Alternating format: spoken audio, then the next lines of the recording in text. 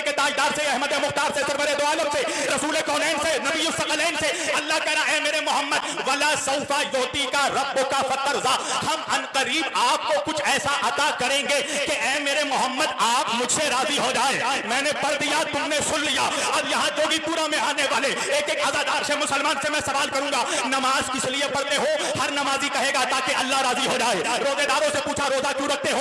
کہ اللہ راضی ہو جائے. حاجیوں سے پوچھا حج میں کیوں گئے؟ کہ اللہ راضی ہو جائے. زکاتیوں سے پوچھا زکات کیوں نکالتے ہو؟ کہ اللہ راضی ہو جائے. مبلغوں سے پوچھا تبلیغ کیوں کرتے ہو؟ کہ اللہ راضی ہو جائے. علماء سے پوچھا علم کیوں حاصل کیا؟ کہ اللہ راضی ہو جائے. ساجدوں سے پوچھا سجدہ کیوں کر رہے ہو؟ کہ اللہ راضی ہو جائے. عابدوں سے پوچھا عبادت کیوں کر رہے ہو؟ کہ اللہ راضی ہو جائے. کعبے کا طواف کرنے والوں سے کہا کعبے کا چکر کیوں لگا رہے ہو؟ کہ اللہ راضی ہو جائے. اب میں معرفت کے پر لگا کر امتیوں کے صفے سے نکل کر انبیاء کے صف میں پہنچا, ہاتھ جوڑا, آدم سے پوچھا توبہ کیوں کی؟ کہا اللہ راضی ہو جائے.